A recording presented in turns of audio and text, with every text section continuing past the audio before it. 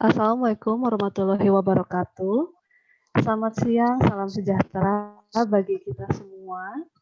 Yang terhormat kepada Bapak Irwan Hermawan, SEMM, selaku praktisi The Young Entrepreneur Creative Creator. Lalu yang kami hormati Dr. Afif Fadilah, SSM Hum, selaku Ketua Pelaksana Seminar. Lalu yang kami hormati seluruh pembicara seminar daring, beserta segenap jajaran kru Kirihuchi, tamu undangan yang hadir pada hari ini. Puji syukur kita panjatkan kehadirat Allah Subhanahu wa Ta'ala, karena atas perkenannya kita dapat bertemu dalam jaringan pada acara seminar daring. Jadi entrepreneur muda di tengah badai COVID-19, siapa takut? Kami ucapkan selamat datang kepada seluruh peserta seminar yang saya Hera akan memandu acara pada hari ini. Tak luput pula saya mau mengucapkan terima kasih kepada sponsor kami, TVRI, Departemen Pendidikan Bahasa Indonesia UPI, dan Pikiran Rakyat. Bapak, Ibu, rekan-rekan yang kami hormati, mengawali acara hari ini, mari kita menyanyikan lagu Kebangsaan Indonesia Raya. Kepada Saudara Rizky dipersilahkan.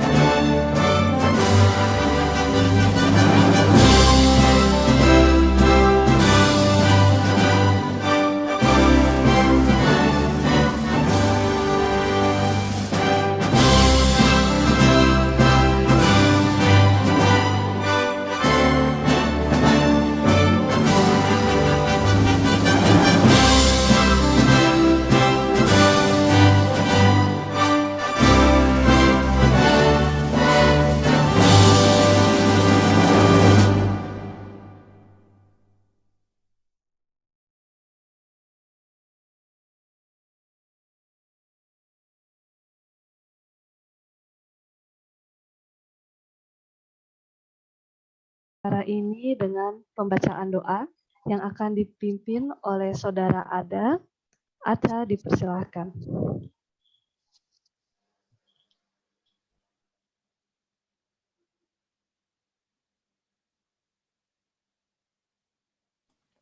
Bismillahirrahmanirrahim. Apa suara saya terdengar dengan jelas? Ya, jelas. Terima kasih. Assalamualaikum warahmatullahi wabarakatuh.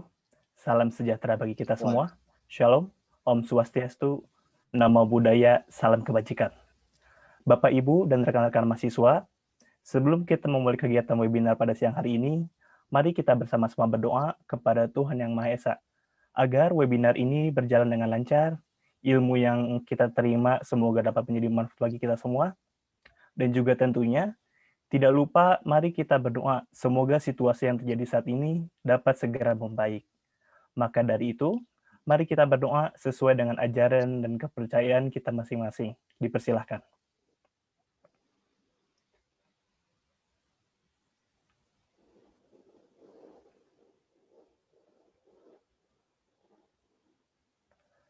Ya, terima kasih.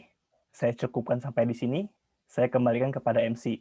dan kepada Bapak, Ibu, dan juga rekan-rekan mahasiswa lainnya. Semoga harinya menyenangkan. Wassalamualaikum warahmatullahi wabarakatuh. Waalaikumsalam warahmatullahi wabarakatuh. Terima kasih Saudara Ada.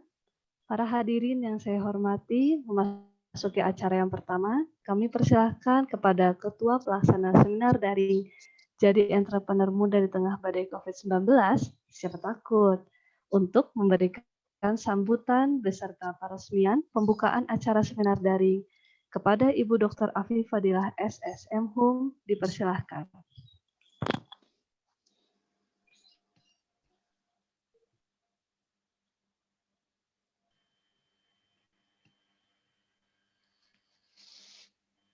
Ya, terima kasih Teh Hera. Assalamualaikum warahmatullahi wabarakatuh. Sampurasun, salam sejahtera kepada seluruh hadirin peserta webinar bisnis seri Jadi Entrepreneur di Tengah Badai COVID-19, siapa takut, yang dimuliakan oleh Allah Subhanahu wa Ta'ala. Alhamdulillah, puji syukur kehadirat Allah Ta'ala yang telah memberikan rahmat dan hidayahnya sehingga kita diberikan kesempatan untuk mengikuti seminar ini dalam keadaan sehat walafiat. Bapak dan Ibu, rekan-rekan sekalian yang berbahagia, pada kesempatan kali ini izinkan saya mengucapkan terima kasih kepada semua pihak yang telah membantu terselenggaranya seminar bisnis seri ini yang diselenggarakan oleh Aira Iris Event Organizer bekerjasama dengan Kirihuchi Indonesia, antara lain kepada Teh Safira Ningrum selaku Project Manager Aira Iris Event Organizer, kepada seluruh owner, kepada seluruh sponsor yang telah berpartisipasi dan mendukung kegiatan ini, yaitu kepada Departemen Pendidikan Bahasa Indonesia FEBS UPI yang telah memberikan akses Zoom meeting-nya, kepada TVRI dan media massa Pikiran Rakyat yang meliput kegiatan ini, pada seluruh tamu undangan, khususnya para owner outlet dan wisata di Bandung, Floating Market, Rumah Mode, Oleh-oleh Makuta Bandung, The Great Asia, Serba Susu, dan lain-lain. Kepada panitia yang telah berupaya bekerja keras dan kompak demi kesuksesan acara ini, dan tak lupa kepada seluruh peserta seminar yang telah hadir dengan penuh antusias. Bapak, Ibu, teman-teman sekalian, perlu diketahui bahwa seminar bisnis seri ini sebagai upaya untuk mengedukasi masyarakat akan pentingnya memiliki jiwa entrepreneur sehingga siap menghadapi kondisi perekonomian dalam kondisi apapun. Memberikan wawasan dan penjelasan kepada masyarakat mengenai banyaknya peluang bisnis atau usaha yang dapat dijadikan acuan untuk membuka usaha mandiri sehingga memicu kreativitas untuk menciptakan lapangan pekerjaan bagi orang lain. Selain itu, memotivasi pengusaha muda agar menjadi pribadi entrepreneur. Bapak, Ibu, teman-teman yang berbahagia, alhamdulillah seminar ini telah diikuti oleh peserta dari berbagai kalangan, khususnya mahasiswa. Ada dari UII, ISI Yogyakarta, UPI, Telkom University, LP3I, dan Unisba Bandung. Ini merupakan suatu kebanggaan tersendiri karena pada seminar bisnis seri yang pertama ini telah banyak diminati oleh para dosen, mahasiswa, pengusaha, karyawan, dan lain-lain. Hal ini menjadi barometer bagi kami untuk mengadakan seminar seri selanjutnya dengan harapan peserta yang lebih banyak lagi dengan masyarakat yang lebih luas. Akhirnya semoga harapan cita-cita kita bersama untuk mendukung kreativitas anak-anak muda, baik yang sedang merintis usaha ataupun pengusaha muda, yang lebih berkembang dan inovatif dapat terwujud. Akhirnya dengan segala kerendahan hati, saya selaku Ketua Pelaksana menyampaikan selamat mengikuti seminar, semoga dapat bermanfaat dan mohon maaf yang sebesar-besarnya kepada seluruh peserta seminar ini, jika banyak yang belum sempurna. Air membasah, api membakar, jauh di bawah lembah. Selamat mengikuti seminar, semoga pengetahuan bertambah. Wassalamualaikum warahmatullahi wabarakatuh. Waalaikumsalam. Terima kasih banyak Ibu Afi. Baik hadirin yang saya hormati, kita akan memasuki acara utama, namun sebelumnya saya mau mengingatkan kembali, dimohon untuk para peserta untuk menonaktifkan suaranya atau di-mute demi terjadinya acara yang lancar. Lalu kini kita akan memasuki acara utama, yaitu seminar daring Jadi Entrepreneur Muda di Tengah Badai COVID-19, Siapa Takut, yang akan dipandu oleh Ibu Dr. Afi Fadila SSM Hum selaku moderator. Saya akan membacakan sedikit biodata beliau.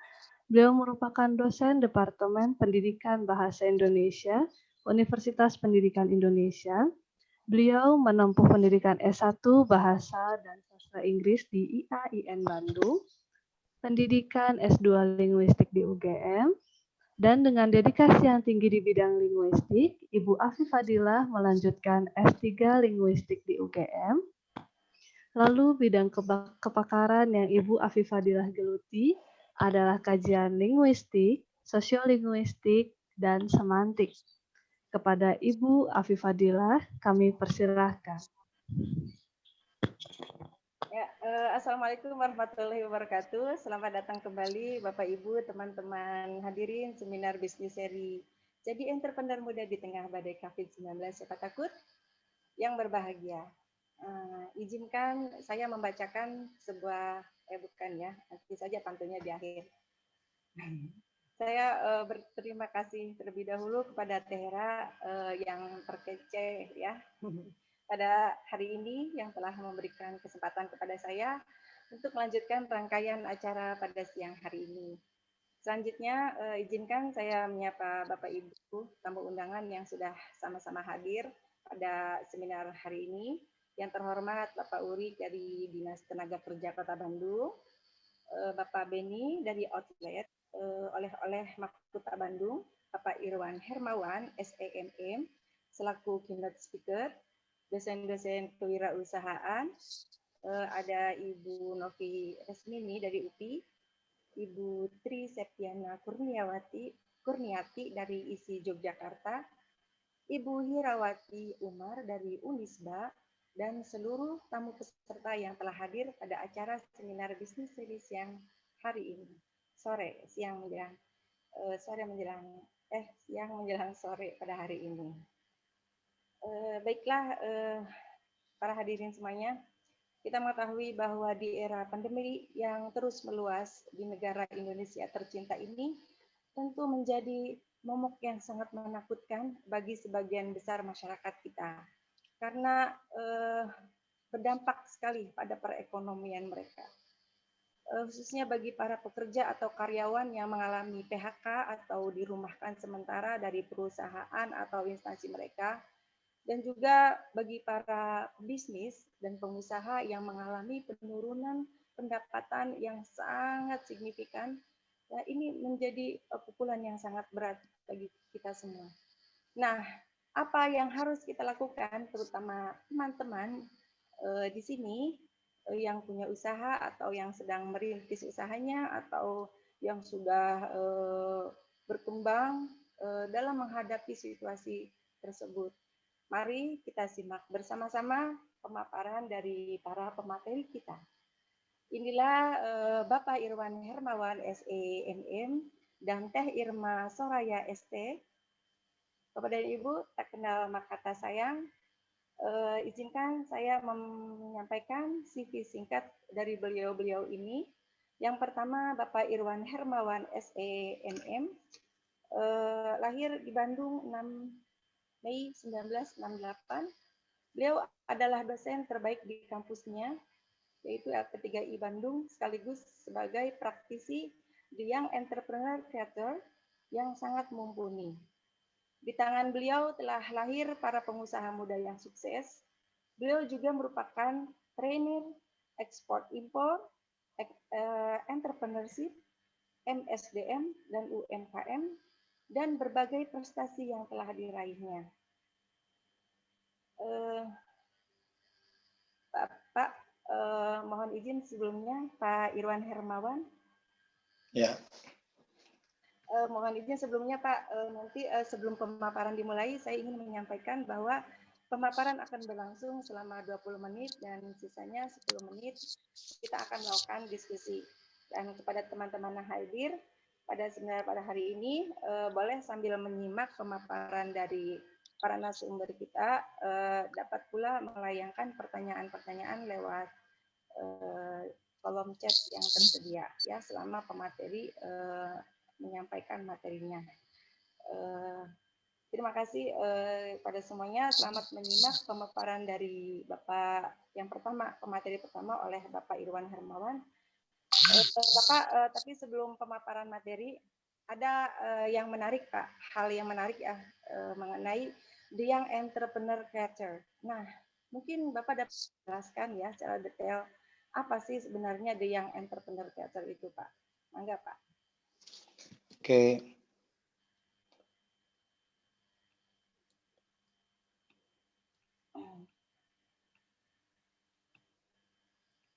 Halo. Ya. Oke. Terima kasih.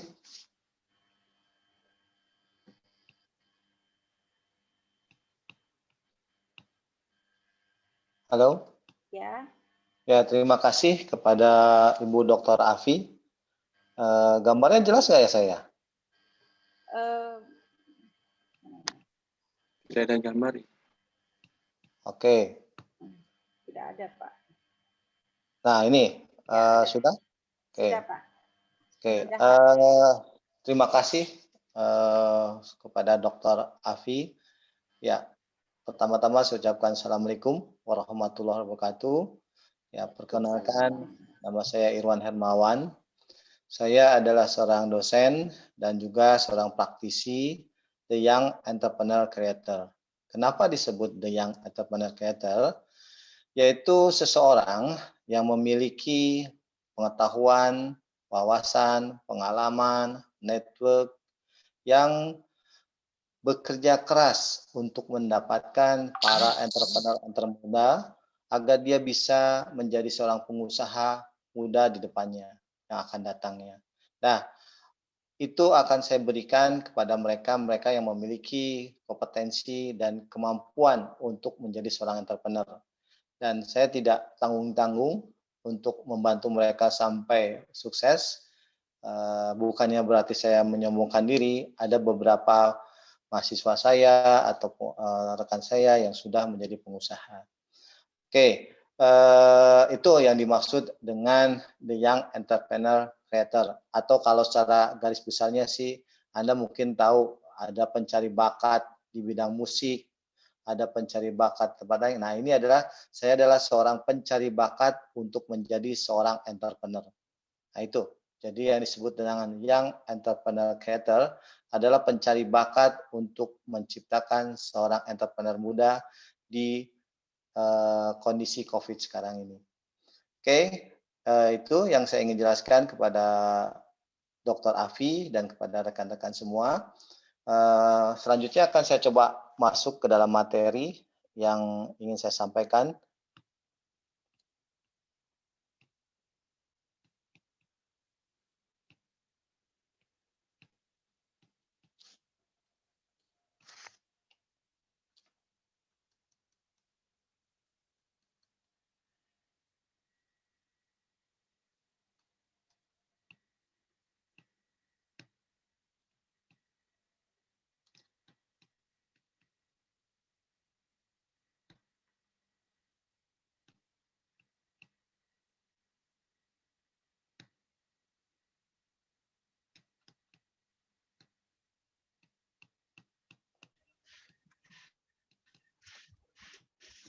Oke.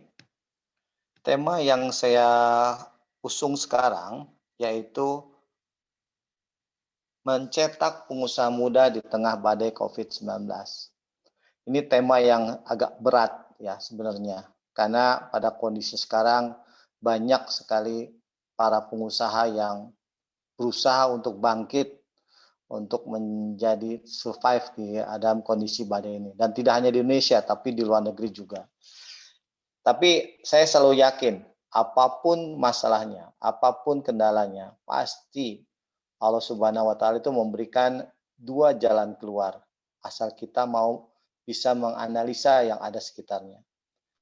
Nah, sebelumnya saya akan coba menjelaskan munculnya COVID-19 ini pertama di Wuhan RRC, yaitu tahun 2019 bulan Desember, kemudian menyebar di Korea, Jepang, dan Eropa, dan masuk ke Indonesia itu di bulan Maret 2020, ya, dengan diketemukannya dua orang wanita yang usianya 61 tahun dan 34 tahun. Mereka mau berkenalan dengan warga negara Jepang, dan kemudian mereka tertular, dan pada saat itulah bahwa Indonesia secara resmi oleh Presiden kita dinyatakan COVID telah masuk di bulan Maret 2020.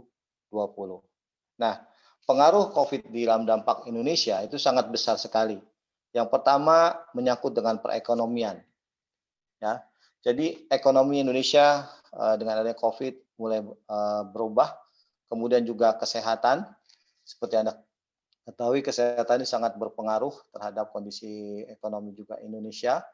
Terus kemudian pendidikan, Anda yakin bahwa dengan pendidikan sekarang Anda harus daring untuk tidak boleh ke kampus ataupun ke sekolah. Kemudian yang besar adalah bisnis, ya, bisnis mulai pada berubah kondisinya. Kemudian yang jelas yang terakhir adalah pemerintah. Pemerintah dengan sekuat tenaga mempertahankan, membela agar COVID ini tidak menyebar lebih luas lagi. Selanjutnya, bagaimana COVID terhadap bisnis di Indonesia? Nah, yang jelas dampak pertama adalah kepada perusahaan-perusahaan. Ya, perusahaan-perusahaan ini banyak sekali yang mulai kelimpungan untuk mencari solusinya seperti apa. Kemudian dimunculkan adanya PHK yang massal. Ada beberapa saya pernah dengar dari perusahaan-perusahaan besar yang mau PHK karyawannya karena kondisi yang seperti ini. Yang ketiga adalah perekonomian rakyat. Ya, sekarang karena banyak yang di PHK, otomatis pendapatan mereka berkurang, daya beli mereka berkurang, seperti itu. Dan kemudian yang selanjutnya pemerintahan. Peraturan pemerintahan banyak sekali yang dipermudah atau banyak dibuat singkat-singkat agar birokrasinya tidak terlalu panjang, sehingga akan memudahkan berbisnis. Yang ketiga, yang selanjutnya adalah subsidi. Nah, pemerintah banyak sekali mengeluarkan subsidi-subsidi untuk menyelamatkan rakyatnya, khususnya para pengusaha. Nah, yang terakhir adalah UMKM. UMKM ini adalah unit bisnis yang terkecil dan paling banyak survive di dalam kondisi apapun. Tapi kenyataannya sekarang UMKM ini memang lagi terkena dampak yang besar terhadap COVID ini. Ya. Nah, ini sedikit saya bersharing bahwa saya memiliki moto hidup yang saya gunakan semenjak saya SMA dahulu, yaitu hati-hati dengan pola pikirmu, karena akan menjadi ucapan. Jadi pola pikir akan menjadi ucapan. Kemudian dari ucapan ini, hati-hati dengan ucapanmu karena akan menjadi tindakan. Setelah tindakan ini, hati-hati dengan tindakanmu, itu akan menjadi kebiasaanmu. Hati-hati dengan kebiasaanmu, itu akan menjadi karakternya. Hati-hati dengan karaktermu, itu akan menjadi penentu masa depanmu. Jadi moto ini saya pakai semenjak SMA. Semenjak SMA, saya selalu pakai ini. Saya selalu berpikiran mulai pola pikir saya, terus kemudian ucapan saya, tindakan saya, akan menjadi kebiasaan, akan menjadi karakter, dan alhamdulillah dengan memakai prinsip ini, saya memiliki ya istilahnya masa depan yang bisa saya andalkan atau janjikan. Nah, semoga moto hidup ini bisa juga Anda adopsi atau Anda pakai untuk kehidupan Anda, khususnya Anda yang masih muda. Karena dengan pola pikir ini akan bisa menentukan masa depan Anda. Nah, ini sedikit moto saya yang akan coba saya bagikan pada peserta di acara ini. Nah, kemudian saya akan coba menjelaskan juga ini ada 4 kuadran karir manusia. Mungkin ada yang sudah tahu ataupun yang belum. Ini yang dikemukakan oleh Robert T. Kiyosaki. Jadi ini ada sebelah kanan adalah yang disebut dengan active income, yaitu seorang pekerja yang dia bekerja mulai dari pagi jam 5 sampai pulang lagi jam dari jam 8 pagi sampai jam 5 sore. Mereka bekerja, mencari rezekinya. Kemudian yang di sini adalah dia tidak punya waktu, dia selalu bekerja keras, dan dia tidak punya secure atau keselamatan masa depannya. Nah, yang kedua adalah self-employment, yaitu disebut dengan profesional. Adalah orang-orang yang memiliki kelebihan dana untuk bisa mengupgrade dirinya agar bisa menjadi seorang profesional. Seperti dokter, notaris atau pengacara, dosen, itu adalah orang-orang yang menyangkut dengan profesional. Nah, yang ketiga adalah business owner. Nah, business owner ini adalah orang-orang yang memiliki bisnis untuk menyambung hidupnya atau memulai kegiatan mereka untuk masa depan mereka. Nah, yang terakhir adalah investor. Investor berprinsip bahwa uanglah yang bekerja untuk mereka. Jadi uang ini mereka investasikan ke beberapa tempat untuk bisa mendapatkan uang lagi. Jadi secara garis besar, ini hidup hari manusia itu dibagi 4, yaitu seorang karyawan, kemudian juga seorang profesional, atau seorang pebisnis, atau seorang investor. Nah, sekarang balik lagi kepada diri Anda. Ya, seorang karyawan itu harus bekerja keras, tidak punya keamanan, waktunya habis, tidak ada waktu. Terus kalau untuk seorang profesional, dia banyak mengeluarkan uang, terus harus membuatkan berkenalan dengan mendapatkan penghasilan lebih besar untuk menjadi seorang profesional. Nah, kalau seorang pebisnis itu biasanya memiliki pekerjaan waktu yang stabil untuk dia, walaupun agak berat, terus memiliki waktu sebagian. Nah, terakhir investor, dia tidak memiliki hutang terhadap sesuatu apapun, dan dia memiliki banyak uang karena beberapa uangnya digunakan untuk menginvestasikan beberapa bisnis yang dia yakni akan berkembang. Nah, sekarang balik lagi ke diri Anda. Saya ingin tanya kepada Anda daripada chatbot, tolong tuliskan, silakan pilih itu apakah Anda menjadi pekerja, apakah Anda menjadi profesional atau pembisnis atau sebagai investor. Nah, ini pilihan hidup. Jadi pilihan hidup ini bisa Anda tentukan kemana Anda melangkah untuk masa depan Anda. Ya, silakan masukkan nama Anda, terus Anda memilih seperti apa, profesional, pekerja kah, pembisnis, atau investor. Ya, sudah di input dalam chatbot. Oke. Banyak yang ingin di publish ya. Oke, kita lanjutkan. Nah, sekarang akan masuk ke dalam apa yang lebih kita ada sekarang, yaitu letak usaha muda di dalam badai COVID-19. Nah, bagaimana cara usaha yang mau kita lakukan dalam kondisi COVID ini? Bagaimana usaha? Kita yakin kita tidak perlu takut apapun. Apa yang harus kita persiapkan agar tidak melakukan kesalahan fatal dalam berhadapan dengan masalah COVID ini, ya, khususnya Anda melakukan bisnis. Nah, ada beberapa modal yang harus Anda dapatkan. Yang pertama, modal terpenting untuk seorang entrepreneur atau modal terpenting orang pengusaha, yang pertama modal jasmani atau modal fisik. Ya, ini seorang pengusaha punya 2 modal, yaitu dua adalah rohani atau modal spiritual. Nah, kedua modal ini adalah modal awal seorang entrepreneur, orang pengusaha. Nah, kalau kita lihat dulu apa sih modal jasmani, modal rohani. Nah, modal jasmani yaitu yang pertama sekali adalah pola pikir. Apapun yang Anda pikirkan, tolong sekali lagi jangan pernah memasukkan pikiran yang negatif ke dalam pikiran Anda. Ya, sekali lagi saya ingin tekankan dan garis bawahi, dalam pola pikir ini jangan pernah Anda memasukkan pola pikir yang bersifat negatif. Selalu berbuatlah positif dalam pola pikir Anda. Nah, yang kedua adalah attitude atau perilaku.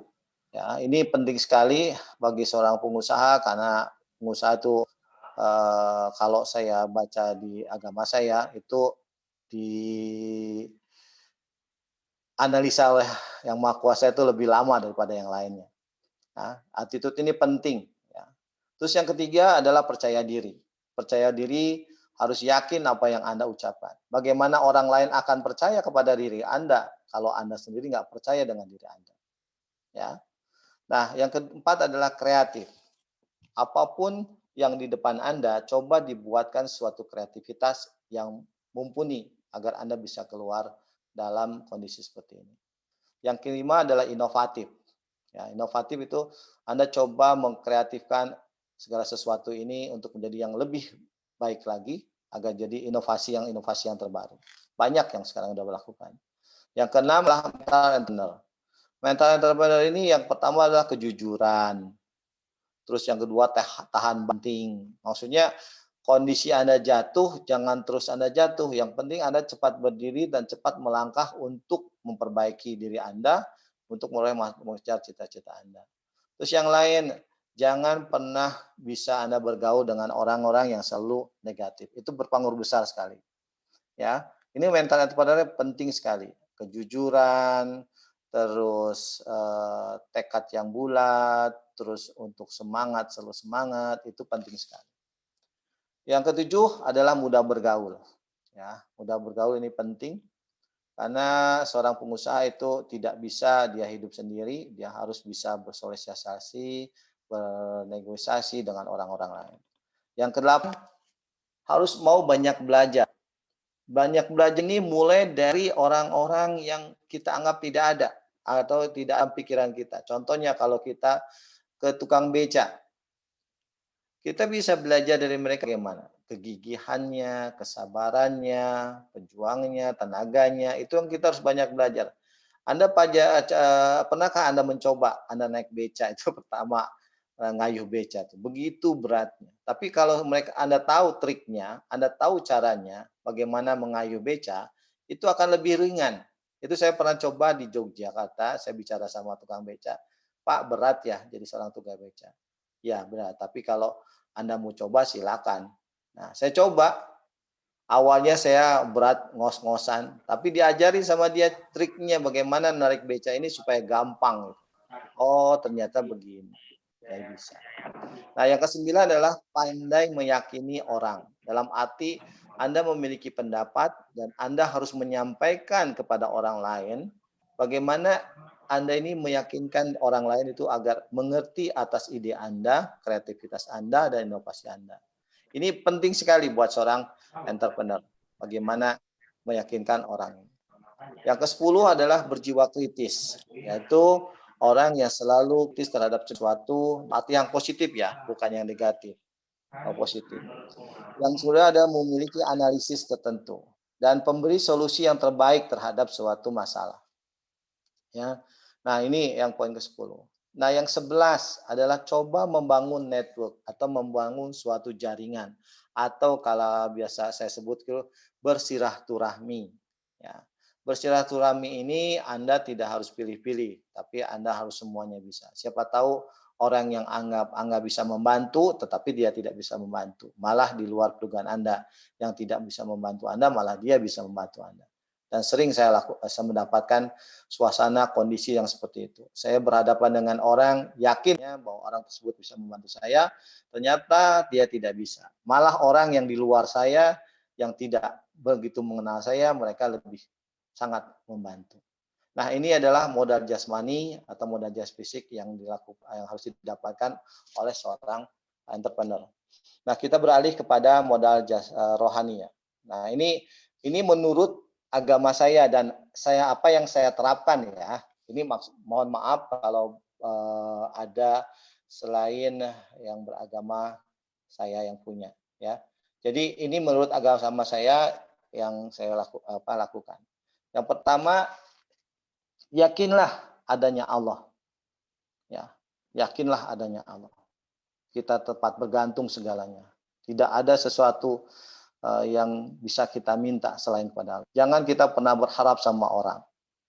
Ya, selalu yakin bahwa tidak ada orang yang bisa saya bantu kecuali Allah yang minta bantuan. Yang kedua adalah taat kepada orang tua. Ya, taat ke orang tua ini ya Anda bisa lakukan sekarang. Terus yang ketiga adalah sholatlah tepat waktu. Ya, sholat tepat waktu itu akan cepat memberikan Anda solusi yang didapatkan. Yang keempat adalah tilawah Al-Quran. Ya, Anda kalau saya lakukan biasanya setelah sholat wajib ya barang 1 halaman atau 2 halaman ya saya baca itu. Terus yang kelima adalah sholat tahajud. Ya, ini bagi sholat tahajud adalah tempat di mana kita mengadu, di mana tempat kita berkeluh kesah kepada Sang Pencipta. Jadi kita boleh menangis, kita boleh berdoa, semuanya di keluh kesah kita hidup sehari itu dikeluarkan di sholat tahajud. Nah, yang keenam adalah sholat duha. Ya, ini sholat duha antara jam 7 sampai jam 10 ya. Terus kemudian puasa. Ya. Yang kedelapan adalah selalu bersabar. Karena seorang pengusaha itu tingkat kesabarannya tinggi. Mulai dari karyawan, mulai dari supplier, mulai dari pemasok, mulai dari pihak perbankan, segala macam tingkat kesabarannya harus tinggi. Yang kesembilan adalah selalu tawakal. Apapun yang kita lakukan, selalu berserah diri kepada Allah. Biarkan Allah yang mengerjakan apa yang kita kerjakan. Kita cukup hanya 10 atau 15%. Selebihnya tangan Allah yang berjalan. Ya. Yang ke-10 adalah ikhlas. Jadi kalau kita mengerjakan sesuatu itu ikhlas. Jangan pernah ada kita ngedumel atau jangan pernah kita ada ya kesal. Nah, yang 11 sedekah, infak dan zakat. Nah, ini 2 modal ini harus kalau menurut saya harus ada di dalam seorang pengusaha. Ya. Oke, ini ada dari Lisa pada pertanyaannya apa ya? Atau saya lanjutkan dulu ya tema ini ya, nanti kita coba jawab ya. Iya Pak, Oke. boleh nanti di akhir sesi ada sesi diskusi Pak. Oke, baik. Ya. Nah, sekarang kalau kita mau usaha, ini bagaimana kita cara mendapatkan ide usaha. Nah, ini juga saya coba ajarkan kepada mahasiswa saya ataupun yang ingin mereka di-coach oleh saya atau ingin dibimbing atau di-mentor oleh saya. Yang pertama adalah carilah masalah yang ada sekitar Anda. Jadi harus ada masalahnya dulu. Setelah dapat adanya masalah, maka dari situ carilah pokok permasalahannya seperti apa. Ya. Seperti Anda ketahui Gojek. Gojek awalnya dulu cari masalahnya apa? Masalah transportasi, masalah ketepatan waktu, masalah waktu yang harus dikejar, masalah kemacetan segala macam. Itu masalahnya. Nah, dicarilah pokok permasalahan itu. Nah, kemudian dibuatlah alternatif usaha untuk memecahkan masalah. Nah, mereka kalau lihat blueprint mereka Gojek sebelumnya, banyak sekali alternatif yang mereka buat. Nah, setelah membuat suatu alternatif usaha, lakukan uji coba terhadap alternatif usaha Anda. Uji coba ini Anda bisa lakukan kepada diri Anda sendiri atau kepada keluarga Anda sendiri yang dalam cakupan lingkup terkecil dulu ya.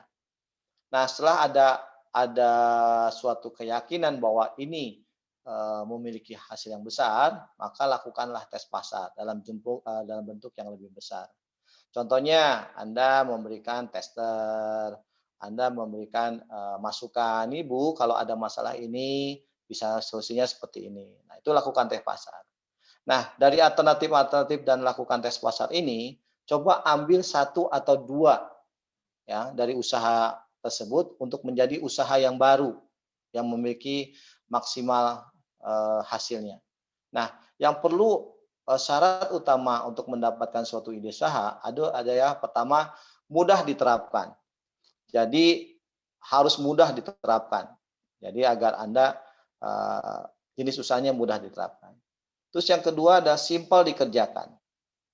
Jadi tidak berbelit-belit, mudah. Terus yang ketiga adalah berefek. atau bersifat yang sangat luas. Efek dari usaha Anda ini memiliki usaha yang sangat luas. Ya, efeknya terhadap diri Anda, keluarga Anda, saudara Anda, karyawan Anda, tenaga kerja Anda, masyarakat Anda, dan sekitarnya. Nah, yang perlu dia pahami lagi terakhir adalah memiliki keuntungan yang maksimal. Ya, bukan memiliki keuntungan yang tinggi, tapi maksimal. Maksimal itu ada batasan-batasan tertentu yang bisa kita bagikan. Ya, maksimal untuk diri kita, maksimal untuk keluarga kita, maksimal untuk sodako, segala macam, itu yang kita maksimalkan. Nah, ini adalah trik untuk mendapatkan ide usaha.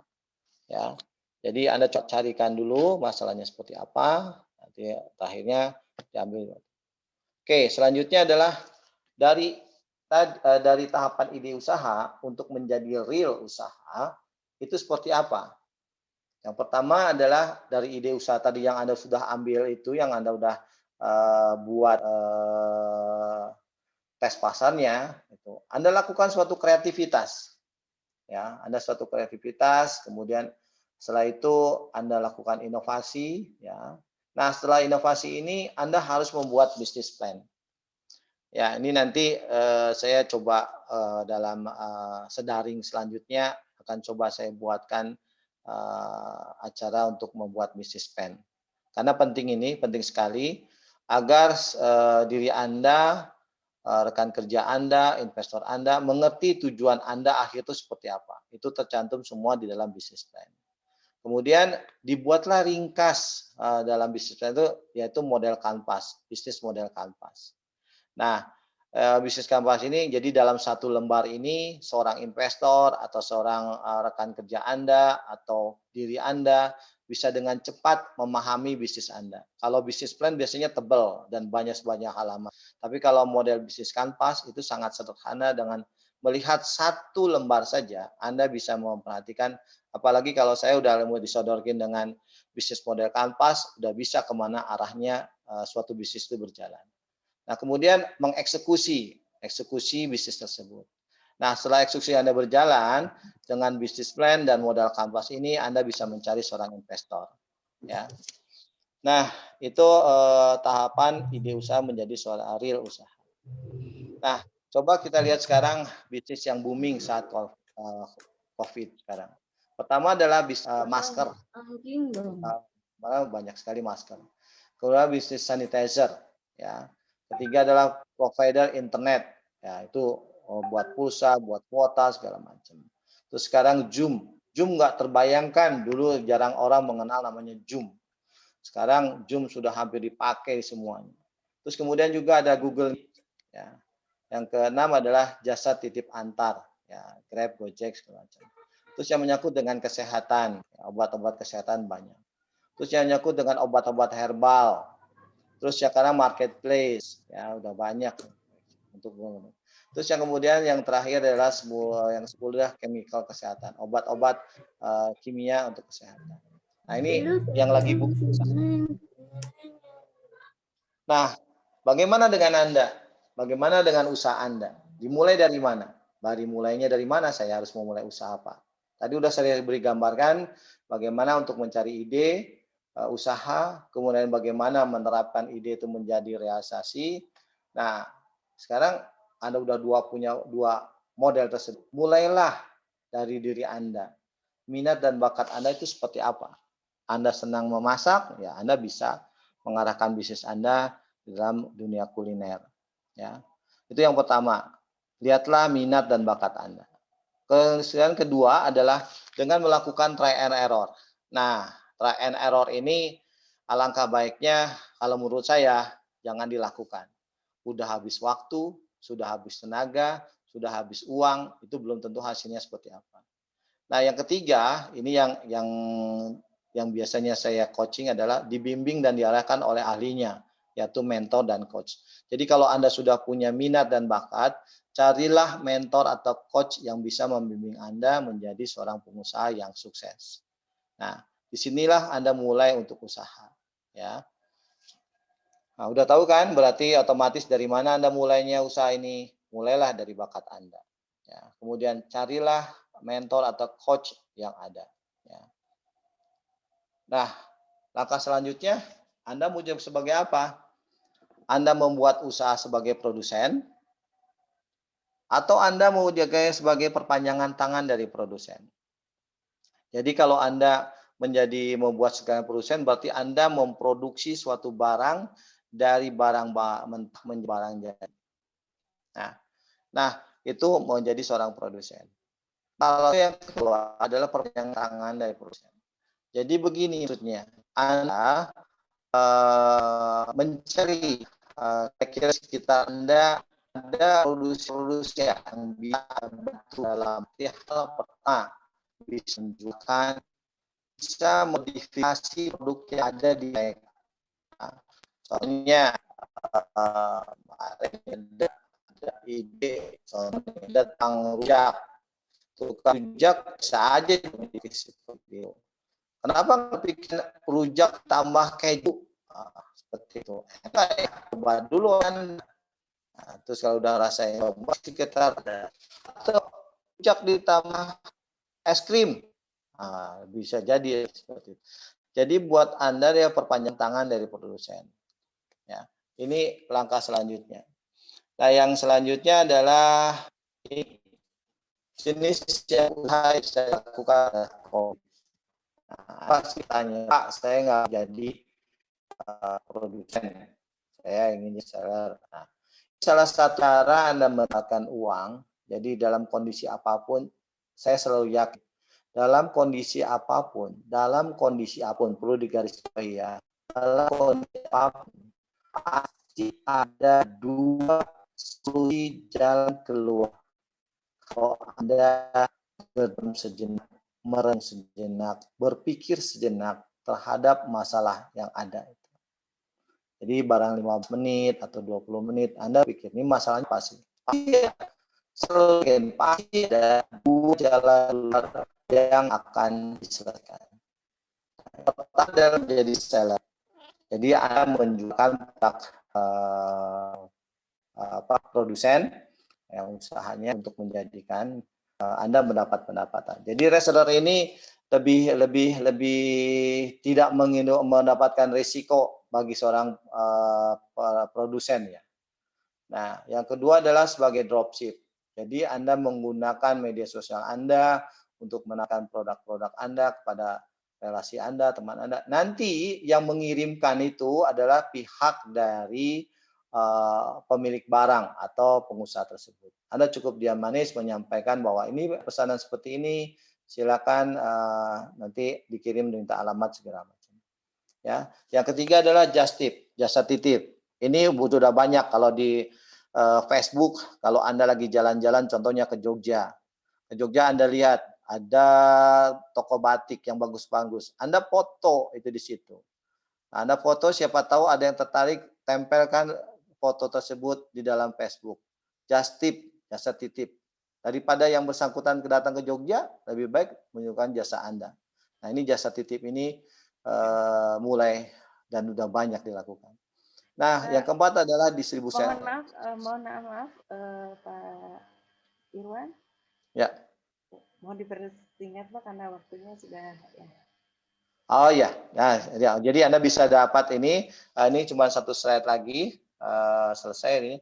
Cuma yang saya ingin sama distributor online, yaitu Anda mengumpulkan toko-toko yang ada di sekitar Anda untuk di online-kan.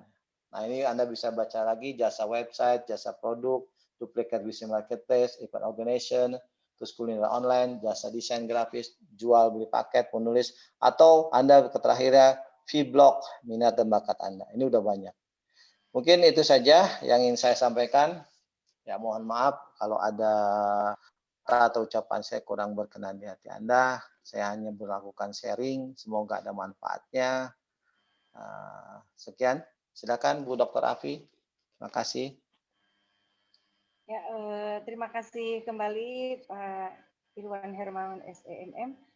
Ya, alhamdulillah ya pemaparan yang luar biasa.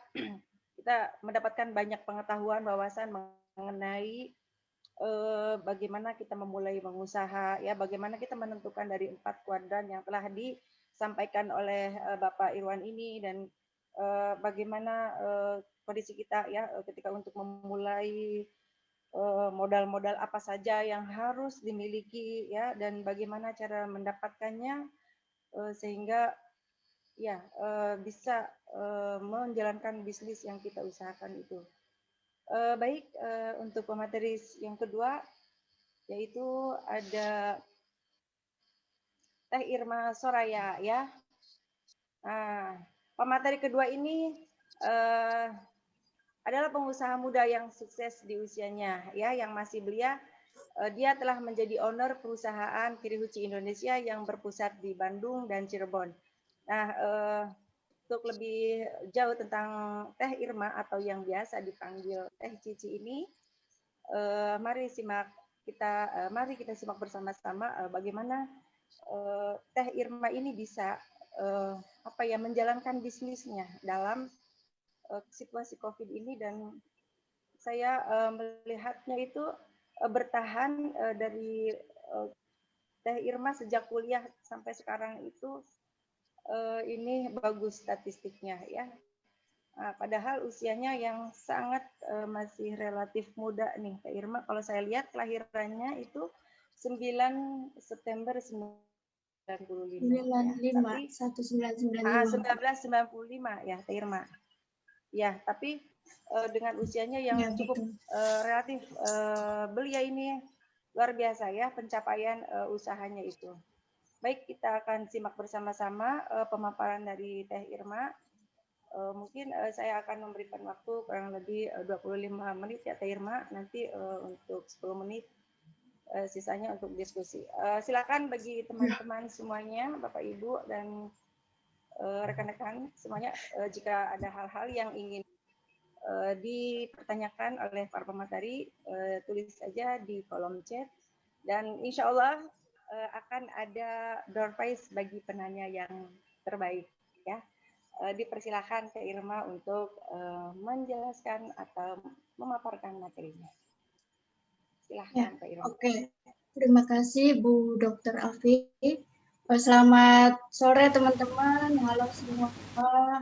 Salam sehat, salam sejahtera, salam sukses untuk kita semua. Sebelumnya, Bu Dokter, suara saya jelas? Kalau di saya jelas, Teh Irma. Tapi memang sedikit sedikit ini karena memang di Bandung ini sedang hujan ya. Jadi mohon maaf pada rekan-rekan apabila dari pemateri atau dari panitia, moderator MC dan yang lain-lain mengalami suara yang naik turun ya. Jadi mohon maaf. Silakan Teh Irma. Ya. Oke, hari ini adalah hari yang paling luar biasa bagi saya karena saya pertama kalinya jadi pemateri. Saya mau flashback nih, pada tahun 2014 yaitu saya masuk ke Unisba.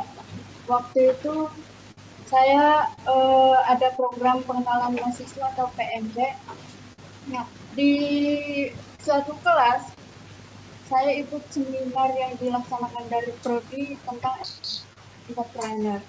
Saya ingat tuh pematerinya namanya Kak Ian Radini. Beliau adalah ahli penjualan atau ahli marketing. Beliau menunjukkan bukunya yang berjudul bahwa jualan itu mudah. Nah, saya terobsesi bagaimana caranya saya harus mendapatkan buku dari beliau tersebut. Saya berpikir bahwa kalau misalkan saya dapat itu buku, jualan saya sukses. Karena saya hobinya jualan, Kak.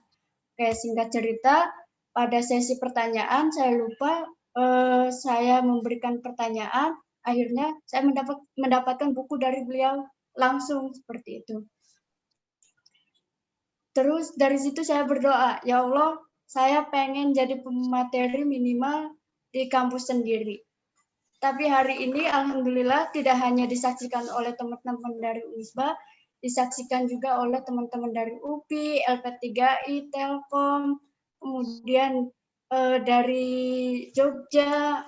Terima kasih para dosen yang telah memberikan informasi ini kepada mahasiswanya. Ya itulah, kita nggak pernah tahu ke depannya seperti apa.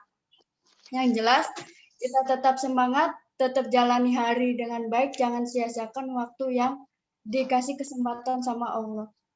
Seperti itu. Oke, sebelumnya Pak Irwan ini adalah coach saya nih. Beliau menunjuk saya sebagai pemateri. Aduh parah, untung online, kalau nggak online deg-degannya minta ampun. Bener, coach yang paling keren, coach saya yang paling kece pokoknya. Ya.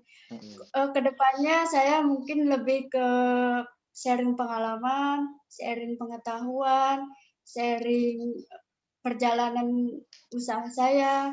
Mudah-mudahan materi yang saya sampaikan mudah dipahami oleh teman-teman, kemudian mudah diingat mudah-mudahan sama teman-teman, ya syukur-syukur dilaksanakan oleh teman-teman. Sebelum masuk ke materi, sebelumnya Assalamualaikum warahmatullahi wabarakatuh. Oke, banyak di luar sana mengeluhkan, bahkan efek COVID ini luar biasa ekonomi terhadap ekonomi dunia. Berikut adalah kiat-kiat menjadi entrepreneur muda khususnya di masa pandemi. Mohon maaf, Bu Moderator, apakah sudah muncul slide-nya? Sudah. Baik, yang pertama, teman-teman harus memiliki motivasi. Motivasi ini dorongan atau alasan yang positif untuk mencapai tujuan yang teman-teman inginkan. Kalau misalkan teman-teman nggak punya motivasi, teman-teman mau dibawa kemana hidup teman-teman? Misal saya nih, dulu punya motivasi sampai sekarang bahkan memiliki motivasi saya ingin menjadi orang yang bermanfaat, orang yang menjadi bermanfaat minimal di sekitar kita. Karena saya sadar dari SMK sampai sekarang, alhamdulillah, itu atas izin Allah banyak dibantu orang. Seperti itu. Kalau misalkan teman-teman punya motivasi ingin menaikkan haji orang tua, ingin punya rumah untuk orang tua, silakan. Yang terpenting teman-teman punya tujuan hidup yang positif. Istilahnya motivasi ini sebagai dorongan teman-teman untuk menjadi yang lebih baik lagi, terus menjadi apalagi mencapai keinginan yang teman-teman inginkan, seperti itu. Nah, tips yang kedua adalah memiliki mindset yang benar. Kalau misalkan teman-teman nih di pikirannya, di pola pikirnya ada statement yang buruk, misal ada statement, aduh saya tidak bisa mengerjakan ini, aduh kayaknya saya malu nih, saya tidak bisa, ya teman-teman nggak akan melangkah, nggak akan ada kemajuan. Beda dengan teman-teman memasukkan statement pikiran teman-teman ke arah yang lebih positif. Misalnya, saya bisa, saya punya karyawan, saya harus punya karyawan, atau target penjualan ke depan saya harus 100 juta. Otomatis secara tidak sadar teman-teman diucapkan di pikiran teman-teman, hati kita yakin bahwa kita akan berhasil. Beda dengan yang punya pikiran yang negatif, teman-teman bakal stagnan. Kalau teman-teman mengatakan dirinya nggak bisa, ya udah teman-teman nggak akan melangkah ke depan. Ya, cobain deh. Intinya benar kata Coach Irwan, jangan pernah memasukkan kata negatif ke pikiran kita. Nah, yang ketiga, teman-teman harus punya ide kreatif. Ini ilustrasi dari seorang pedagang versus pembisnis. Kalau pedagang nih, beli pisang, dijual lagi pisangnya, paling dapat keuntungan ya lebih sedikit. Misalnya di ilustrasi ini ngambil keuntungannya 500. Beda kalau cara pandangnya pembisnis. Beli pisang, diolah yang lebih bagus, maksudnya memiliki nilai yang lebih tinggi. Misal pisang tersebut dijadikan jus atau apapun yang harganya lebih tinggi daripada kita beli pisang dijual lagi sebagai pisang. Seperti itu, teman-teman. Nah, ini masuk ke usaha saya sih, teman-teman. Ide awal dari berdirinya Kirihuchi. Nih, ada yang tahu nggak ini daerah mana? Silakan dijawab di chat box. pada tahun 2017 awal berdirinya Kirihuchi, saya suka bolak-balik Sumedang, Bandung, Cirebon. Karena saya tinggal di Cirebon, merantau di Bandung, dan naik motor tuh di sepanjang jalan, saya melihat itu ubi Cilembu, kenapa hanya dijual seperti itu? Kalau nggak dijual ubi utuhnya, mereka jual di di open ya, dibakar. Itu aja sepanjang jalan. Nah, saya berpikir tuh bagaimana kalau misalnya si ubi Cilembu ini dikenal lebih banyak pasar yang lebih luas. Nah, akhirnya saya menentukan masalahnya apa. Pertama, kenapa si ubi Cilembu ini tidak bernilai jual yang lebih tinggi. Itu aja seperti itu, teman-teman. Ternyata yaitu mungkin SDM-nya mohon maaf kurang kreatif, mungkin di pedalaman mungkinnya. Terus yang kedua, setelah saya menemukan masalah kenapa si ubi Cilembunya itu tidak memiliki daya jual yang lebih tinggi, dibuat alternatif pemecahan masalah. Ini sebenarnya ilmu dari Coach Irwan sih. Alhamdulillah saya bersyukur bertemu beliau. Nah, yang kedua, cari alternatif pemecahan masalahnya. Misal, dulu saya dijual sebagai kolak ubi, kemudian bola-bola. Kemudian dari yang suka dijual di pasar tuh. Ini saya tes pasar dan ini mah sudah umum kalau misalkan kolak, bola-bola, terus getuk, ini mah udah umum dan hasilnya juga gak jauh beda kayak ubi yang dijual di open gitu. Akhirnya saya terpikirlah Kirihuchi ini, Keripik Hui Cilembu. Nah, adapun visi misi Kirihuchi ini yaitu mengangkat ubi Cilembu ke pasar yang luas, tidak hanya dipasarkan ke Sumedang atau sejauh barat. Saya ingin ubi Cilembu ini go internasional, seperti itu. Kemudian yang kedua menjadi identitas atau kearifan lokal. Ya, ini adalah salah satu bahan pangan yang terkenal di Sumedang. Kemudian diversifikasi produk atau keberagaman produk. Tidak hanya dibuat keripik, saya juga buat ubi tersebut seperti dibuat tepung, tepungnya dibuat bolu, dan lain-lain. Nah, yang keempat tentunya mensejahterakan petani dan masyarakat sekitar karena daya nilai jual si ubi itu lebih tinggi. Nah, saat ini kita punya produk unggulan nih, keripik ubi Cilembu ada 6 varian. Ada original, pedas, keju, jagung, balado, dan rasa baru yaitu cabai hijau dan balado pedas. Nah, ini kita tidak hanya memproduksi keripik, tetapi kita juga buat ubi utuhnya itu menjadi tepung, kemudian dibuat bolu ubi Cilembu, dan tidak hanya dagingnya saja kita manfaatkan, kulitnya juga kita dibuat untuk mainan anak-anak semacam clay atau slime kalau bahasa sekarang. Jadi kami usahakan si buah ubi Cilembu ini tidak ada yang terbuang. Sekarang kita ke produk keripik ini ada grade 2 dan grade B. Tujuannya apa? Segmentasi pasar.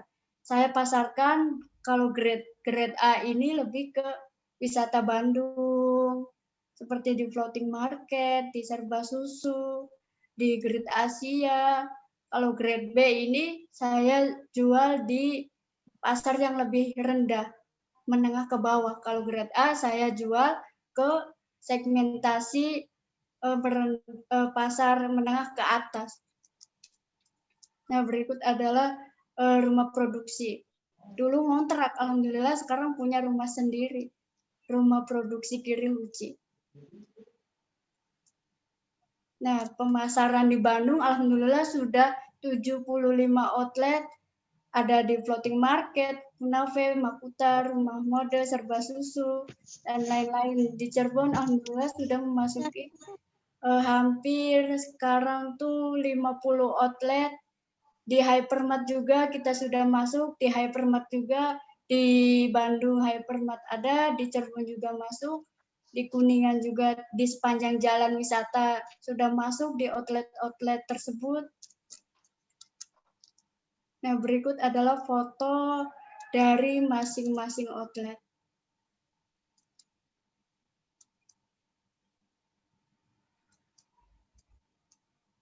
Yang ini di Cirebon, di Toko Joha.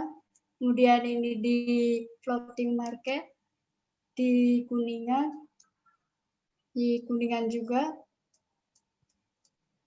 di Cirebon, di Dua Mata ini terkenal nih, ada empal gentong Haji Abu. Nah, ini siapa ya yang tahu nih? Dia itu siapa? Kang Oji. Dari acara tahu nggak sih di Trans 7. Oke, sebentar. Saya mau memutarkan video Kirihuchi ini sudah direview oleh traveler yang alhamdulillah subscribernya sudah banyak.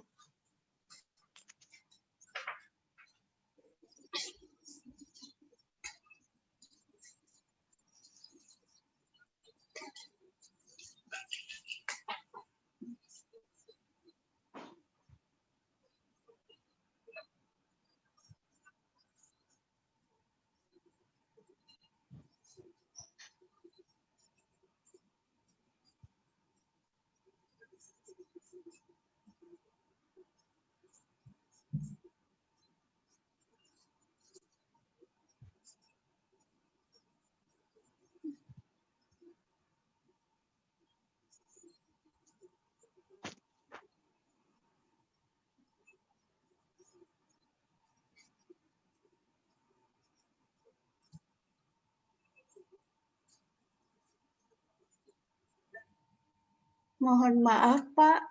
Apakah videonya muncul? Belum.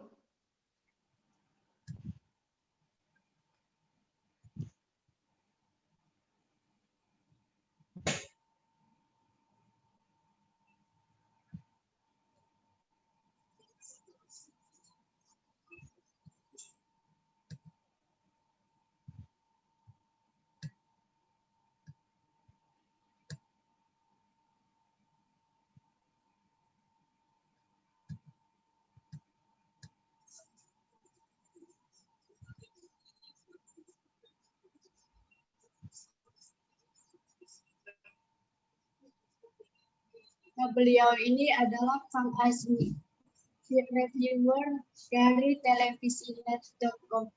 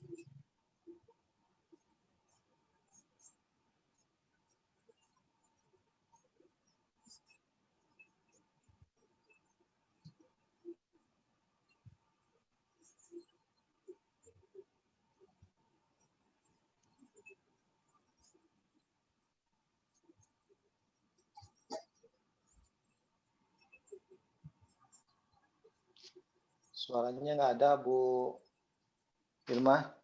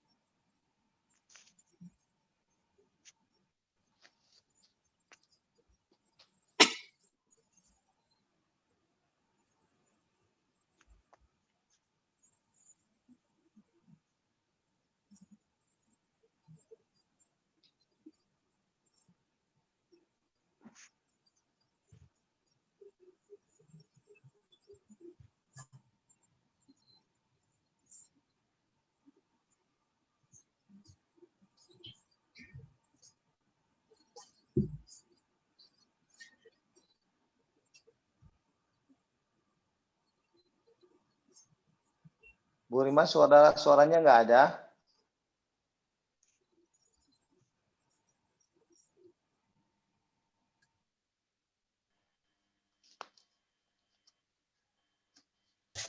Iya, Pak.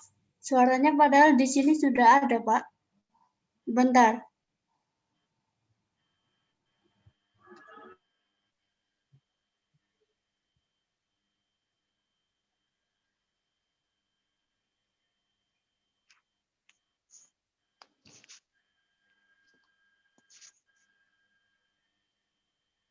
Ya, mohon maaf ya rekan-rekan, Bapak Ibu semuanya nih.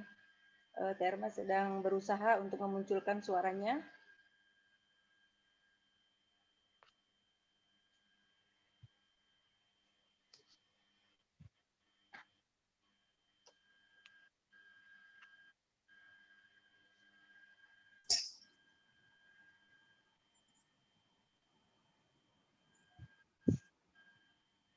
Mohon maaf, Bu. Apakah suaranya sudah ada? Belum.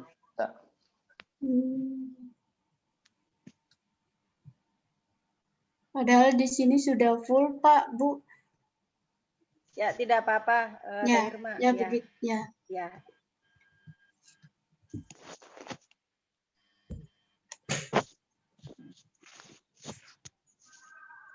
Ya, lanjut saja mungkin Teh Irma, jika ada hal yang ingin disampaikan, lanjut. Ya, saya kembali menayangkan slide. Apakah sudah ada, Bu? Sudah. Ya, sudah ada. Ya. Ya, tadi adalah video dari Kang Azmi, reviewer YouTuber Televisinet. Alhamdulillah sudah direview oleh banyak kalangan YouTuber. Nah, sekarang kita lagi mengoptimalkan ke marketplace Shopee dan blibeli.com. Nah, menurut teman-teman nih, dari gambar ini apa yang teman-teman terpikirkan? Masuk akal nggak nih? Ada raja hutan, si harimau, kemudian si monyet ini yang penakut dia nempel-nempel ke harimau, si harimaunya juga apa ya? Ya cuek aja gitu.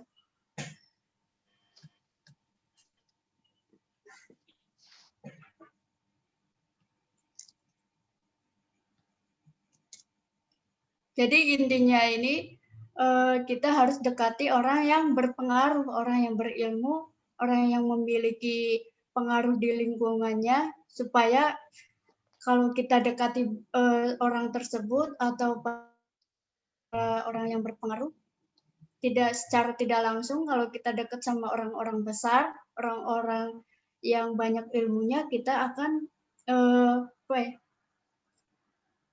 ikut dalam kehidupannya, terus juga beliau ya minimal mempromosikan produk kita. Misalnya nih saya memasarkan Kirihuchi ini ke toko yang lebih besar, ke toko besar-besar. Ternyata di salah satu toko yang besar itu mereka banyak jaringannya, dan produk saya itu tidak hanya dipasarkan di toko tersebut, tetapi disebar juga ke toko-toko lain, seperti itu. Kemudian yang terpenting adalah jaga kesehatan jasmani dan spiritual. Ini yang saya tekankan. Kita itu nggak punya apa-apa. Semuanya itu titipan Allah Subhanahu wa Ta'ala. Kita hanya berikhtiar, berdoa, dan jangan lupa di masa pandemi ini jaga badan kita dan jaga pola makan kita. Ya. Berikut adalah kontak saya apabila ada yang nanya tentang Kirihuchi atau ingin memasarkan atau pengen jadi reseller, mangga. Tanya apapun, atau mau sharing, tanya apapun boleh. Ya, sekian Bu, sekian materi dari saya. Baik, terima kasih Teh Irma Soraya. Pemaparan yang luar biasa ini tak kalah hebatnya dengan coachnya ya Teh Irma. Ya, luar biasa. Banyak ya inspirasi yang didapat dari Teh Irma ini dengan usianya yang relatif muda gitu. Beliau sudah mengembangkan usahanya di berbagai outlet di Bandung, di Kuningan, di Cirebon ya, dan ingin sampai ke luar negeri ya, insya Allah, amin ya. Dan sekarang akan digalakkan marketplace-nya, insya Allah apa yang dicita-citakan oleh Pak Irma berserta kru Kiribuci tercapai ya Pak Irma. Baik, saatnya teman-teman, rekan-rekan semuanya, saatnya sesi menjawab pertanyaan ya. Ini ada beberapa pertanyaan dari kolom chat. Mana? Pertanyaannya dari siapa ya? Ada yang... Ini pertanyaannya Ya, alhamdulillah Pak. banyak sekali nih. Silakan Pak Aiher mungkin bisa memilihkan untuk pertanyaan ini dari siapa kira-kira Pak Irwan Pertanyaan Herno? kalau saya perhatikan bagus-bagus dan Bagus kritis-kritis semua ya. Ini soalnya akan dipilih ya. Mana pertanyaan yang terbaik akan diberikan door prize oleh kedua pemateri kita ini. Ya, ini Ya, pertanyaannya mungkin Pak Iher kritis. saja ya yang memilihkan jawabannya, Pak. Jawabannya, memilihkan pertanyaannya, Pak Iher, silakan. Ini banyak yang bertanya, jadi ya saya juga bingung. Membangun network ya. Ini dari yang terakhir nih, kebetulan saya bacanya terakhir. Saya atas. Bagaimana membangun network yang baik dari Kang Beni Alamsyah ya. Terus gini, ini mungkin insya Allah saya ke atas ya. Yang pertama untuk Kang Beni ini, untuk membangun network yang baik, yang pertama Anda harus banyak berkenalan dengan siapapun. Mau dari kalangan bawah pun, mau dari kalangan atas pun. Jadi Anda tidak pilih-pilih. Jadi Anda tanyakan bagaimana segala kondisinya. Kalau saya biasanya menyapa orang lain yang belum saya kenal, selalu bilang Assalamualaikum. Assalamualaikum. Kalau enggak, selamat pagi, selamat siang. Kalau nggak ketemu namanya, biasanya saya duluan nama saya yang diucapkan. Saya lebih terkenal namanya dengan nama Pak Iher ya. Jadi Iher itu singkatan Irwan Hermawan. Jadi nama terkenalnya Iher. Jadi saya kenalkan Pak, saya Irwan. Kalau saya kenalkan Pak, saya Iher. Ngobrol seperti itu. Jangan pernah malu untuk menyampaikan, menanya atau menyapa lebih dahulu. Ya itu yang pertama. Terus yang kedua, banyaklah pada saat Anda sudah tahu namanya, Anda coba kontak sekali-sekali, khususnya kalau Anda tahu nomor tanggal lahirnya lebih bagus. Nah itu karena ini banyak pertanyaannya, jadi saya harus menyisir satu-satu Pak. Ini dari Kang Beni ya. Terus yang kemudian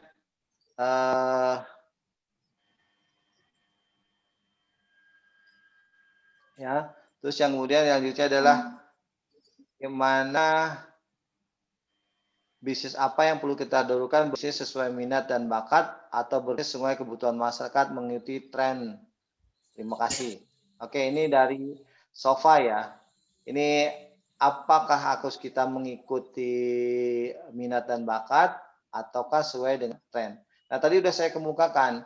Untuk memulai bisnis itu, cari masalah dulu di sekitar Anda. Jadi intinya, apa masalah terdahulu yang ada di sekitar Anda.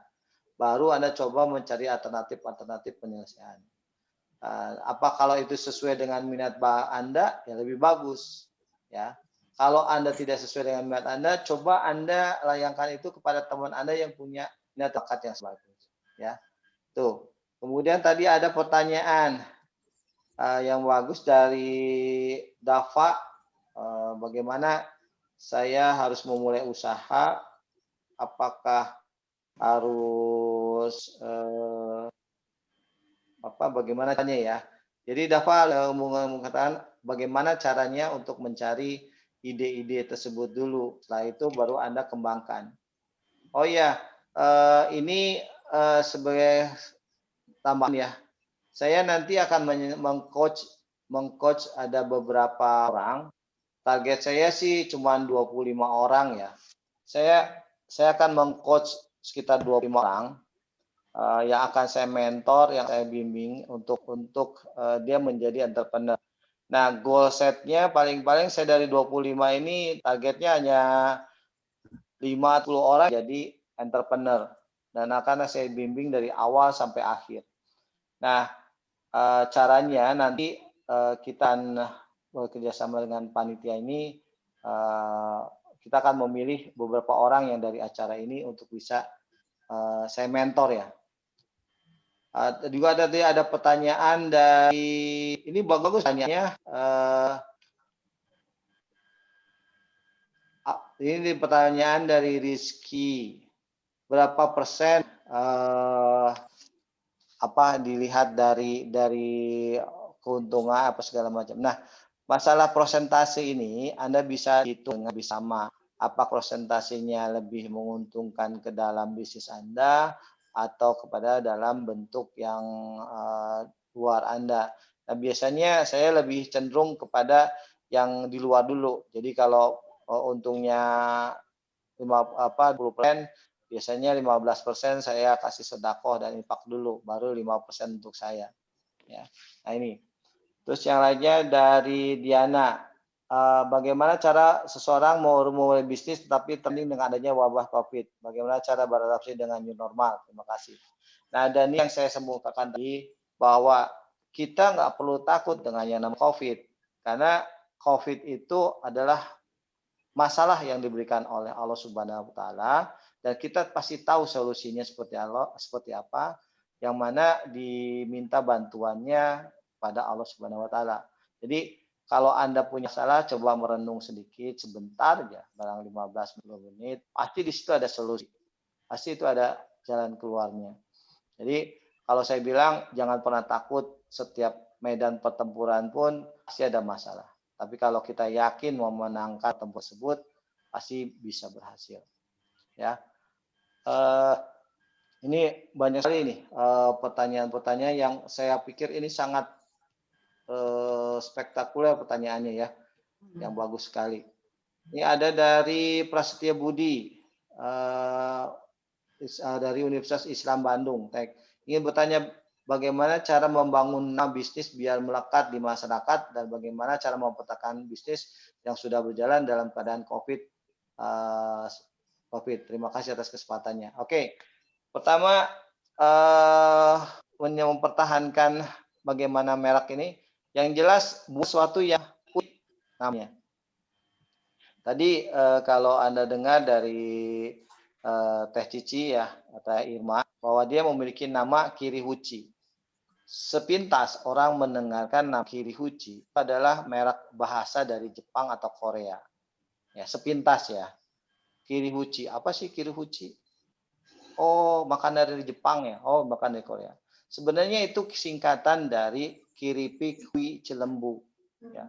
Jadi unik itu bahasa itu yang membuat beberapa persepsi.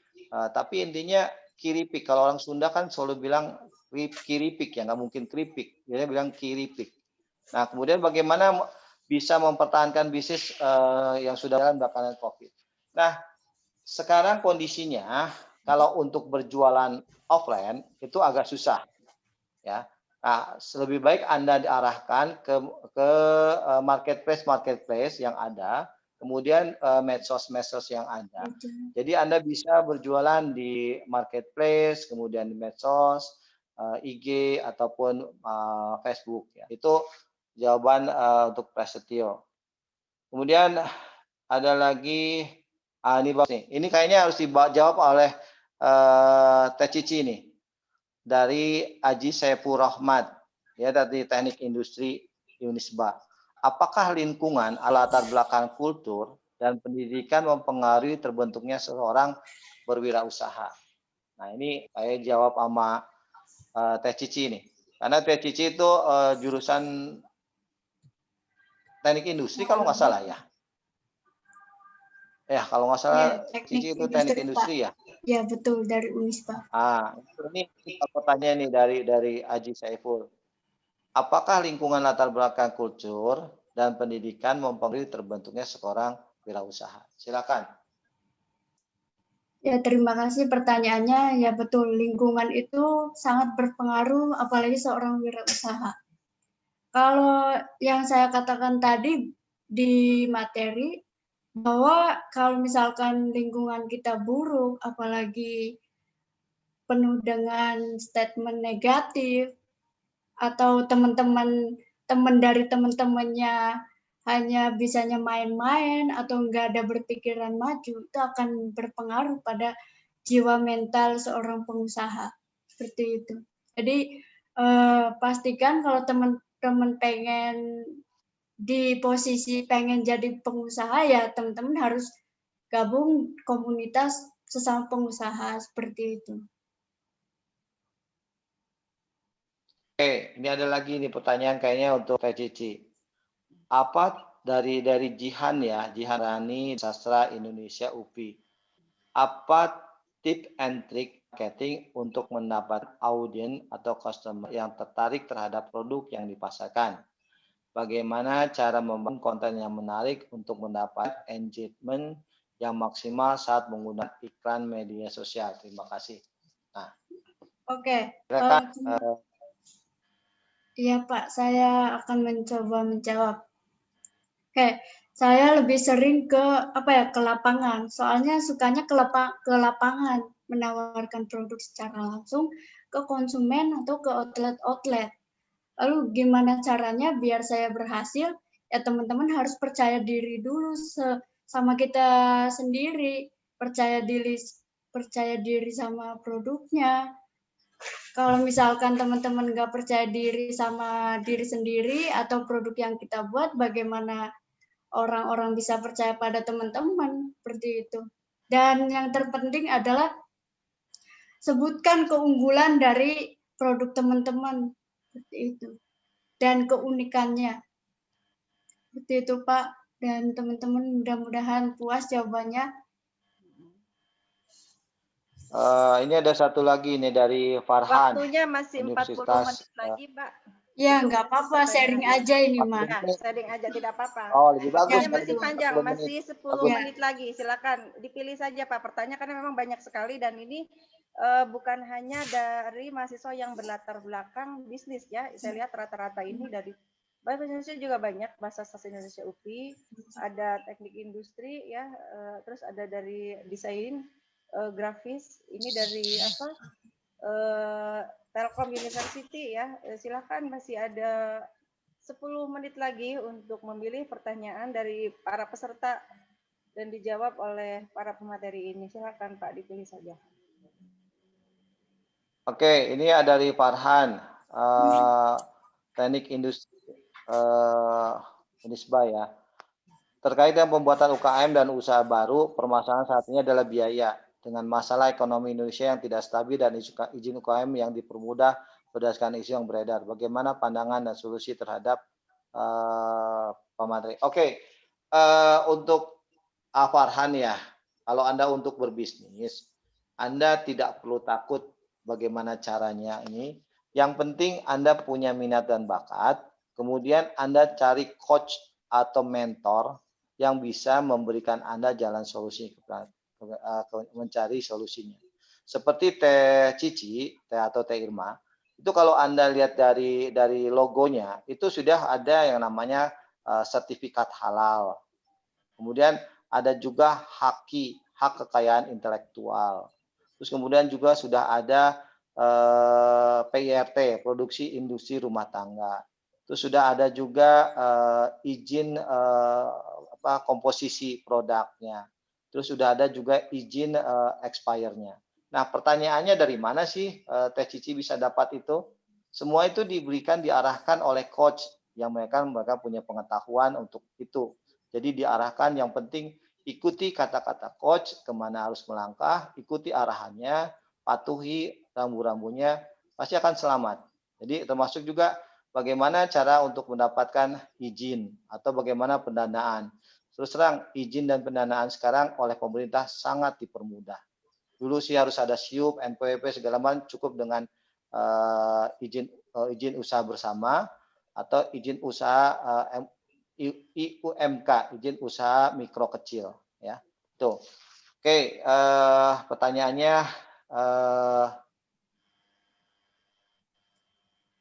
oke, selanjutnya adalah saya lagi mau cari dari Telkom di mana ya? pertanyaan Telkom tuh. Tadi dari LP3 udah, dari ini. Ada yang bisa bantu saya yang pertanyaan dari Telkom itu di mana ya? Supaya adil.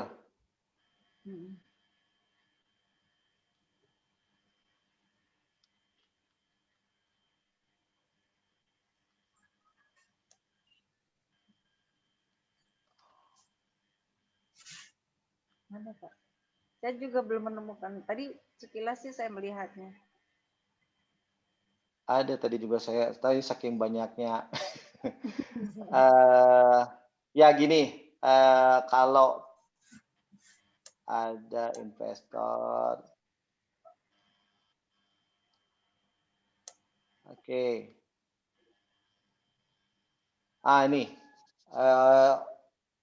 Ini bagaimana membangun mental berwirausaha yang tangguh. Nah, ini pertanyaannya menyangkut mental. Ya, itu biasanya mental itu dimulai dari diri kita sendiri. Yang seperti saya bilang tadi, moto saya bermula dari yang tadi, pola pikir. Ya, pola pikir ini kalau saya berbuat jahat sama orang, berarti akan terima akibatnya terhadap saya sendiri. Jadi mental ini perlu penting sekali, kejujuran, keterus-terangan, terus mengungkapkan pendapat seperti lebih baik seperti apa. Jadi intinya mental ini penting, mental tahan banting, mental tidak putus asa, mental jatuh harus bangun lagi, itu buat pengusaha bangun. Dan betul tadi kata Teh Irma, kita harus berkumpul dengan orang-orang yang memiliki selalu berpikiran positif, jangan berpikir dengan orang-orang yang negatif. Ya, itu tadi dari saya, Feraldi ya. Nah, pertanyaan yang ditujukan kepada Teh Irma juga banyak nih, Pak Irwan sepertinya. Coba ini banyak juga nih. Iya. Teh Irma mungkin bisa mengambil pertanyaan dari chat box Teh Irma yang bisa dipilih sama Teh Irma. Iya, boleh. Yang mana Teh Irma? Iya, alhamdulillah ini adik-adik angkatan saya, Masya Allah luar biasa aktif semua ya. Pada nanya ini dari Umar, Unisba, TI. Teh Irma, bagaimana cara memasarkan produk kita yang baru ke pasar atau toko yang cukup besar seperti floating market, Unafe, Makuta, dan seperti apa prosesnya? Ini masuk ke materi ya teman-teman yang poin keempat, target. Kita punya target nih, masuk misal kita yang ngambil ke toko besar seperti floating market, saya dekati harimaunya ya ibaratnya tuh orang yang berpengaruh di tempat di floating market tersebut.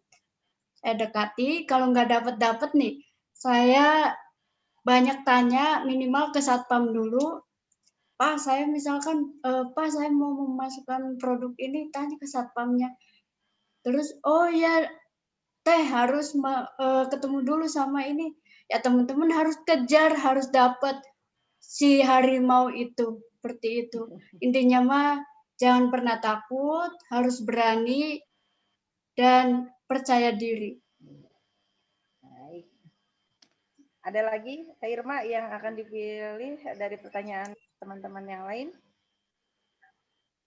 Mungkin dari Ya, UPI sebentar, atau Bu. mahasiswa LP3 Dari LP3 ini.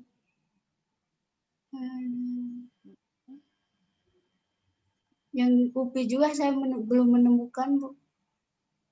Banyak nih kalau dari UPI. Ada ini dari siapa? Muhammad Tegar ya. Bagaimana caranya mengembangkan brand sehingga dapat membuat berpuluh-puluh outlet. Tadi saya pikir sudah ya sudah dijawab gitu ya pertanyaannya. Ini Bu, dari Rizky Muhammad Ridwan, UPI.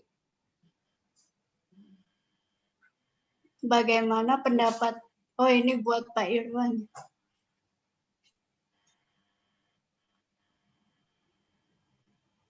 Ini ada nih dari Amelian, Universitas Bahasa ini. Bagaimana cara untuk bisa bertahan pada bisnis yang sedang dikerjakan? Karena selama berbisnis mudah berganti haluan dan mencari pasaran yang sedang ramai. Nah, ini kayaknya cocok sama Teh Cici, Teh Irma nih. pertanyaan dari Amelia dari jurusan bahasa. Ya. Bagaimana cara untuk bisa bertahan pada bisnis yang sedang dikerjakan karena selama berbisnis mudah berganti haluan atau mencari pasar yang sedang ramai? Ya. Terima kasih. Dadakan Kalau ya, menurut kalau saya ada- nih, ya, ya Pak Irwan, saya coba menjawab pertanyaannya. Kalau menurut saya, kalau dulu tuh saya suka ganti-ganti bisnis, hampir sudah 50. Awalnya jualan Wow. pulsa, jualan sepatu, jualan kaos, jualan kosmetik, saya pernah coba. Dan itu nggak efektif, teman-teman. Yang terpenting itu minat dan hobi teman-teman itu apa. Dan jangan pernah mengikuti atau gampang terkena arus. Misalkan, oh ini lagi musim pisang hijau, teman-teman ikutan pisang hijau. Atau lagi viral pisang nugget, teman-teman ikutan jualan pisang nugget. Dan yang terpenting itu Odading Mang Oleh, Teh minat Cici. dan bakatnya kita itu apa, seperti itu. Teh Cici, Ya, Bu. Odading Mang Oleh yang sedang viral. Odading Mang Oleh. Apa pendapatnya gitu? Enggak, itu yang sedang viral sekarang adalah produk Odading Mang Oleh.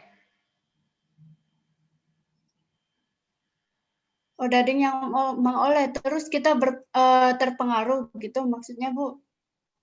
Iya, kan tadi Teh Irma bilang, Mm-mm. jangan ikut-ikutan pada produk yang sedang viral. Contohnya, Odading Mang Oleh, kan itu sedang viral. Nah, Mm-mm. kita beralih karena itu lagi ramai, lagi booming, Mm-mm. jadi awalnya produk ini ganti menjadi produk Odading, begitu. Begitu, Teh Irma. Ya kalau menurut saya itu ya jangan ganti haluan, maksudnya kita tetap konsisten dan yakin bahwa bisnis kita ini dan toh rezeki juga sudah ada yang mengatur. Jadi intinya tetap fokus di dalam bisnis Anda. Ya, betul. Kalau yang namanya lagi viral itu angin-anginan. Kadang ketiup angin barat, kadang ketiup angin timur. Nah, saya banyak di WA juga Odading bukan Mang Oleh gitu kan. Jadi orang coba tapi tetap jualan dia Odading. Nah, itu kan berarti saling-saling apa istilahnya coba untuk menawarkan yang sama Odading. Nah, bisa juga Odadingnya beda dengan Odading Mang Oleh. Contohnya mungkin ditambah dengan mayones atau ditambah di dalamnya kasih daging cincang atau apa, itu mungkin juga suatu kreativitas ya. Nah, itu. Nah, ini saya ada pertanyaan bagus nih dari Fajar Ihsan.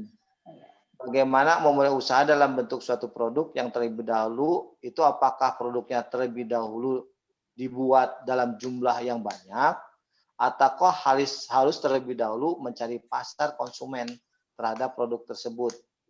Kalau mencari konsumen terlebih dahulu, bagaimana caranya? Ya.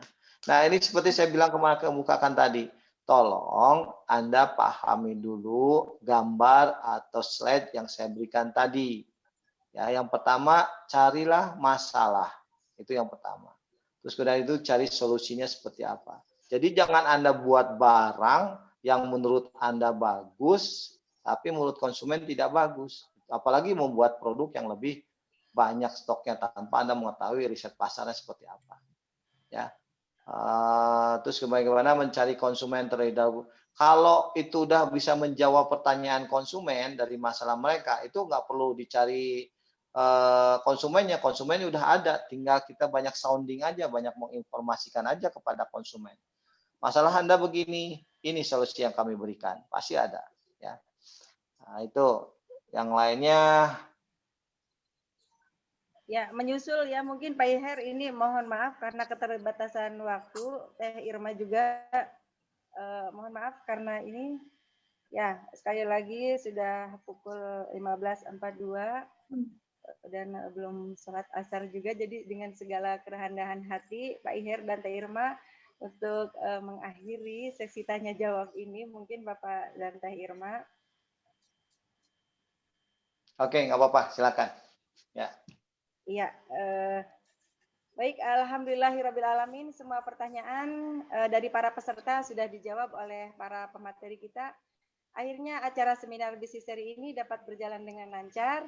Semoga ilmu yang kita dapat dari para pemateri memberikan wawasan kewirausahaan, inspirasi dan semangat bagi kita semua, khususnya bagi para entrepreneur muda agar tetap optimis, kreatif, inovatif, dan jangan takut dalam menjalankan dan mengembangkan usahanya di tengah badai COVID-19. Oke, saya Afi Fadila sebagai moderator pamit undur diri. Mohon maaf segala kekurangannya. Insya Allah kita berjumpa lagi dalam seminar bisnis seri berikutnya yang akan datang. Tikus lari, kata keluar lompat. Petani kerja mencari alpukat. Uang dicari nggak akan dapat, dengan bekerja uang mendekat. Ya, mungkin itu pantun terakhir dalam sesi ini.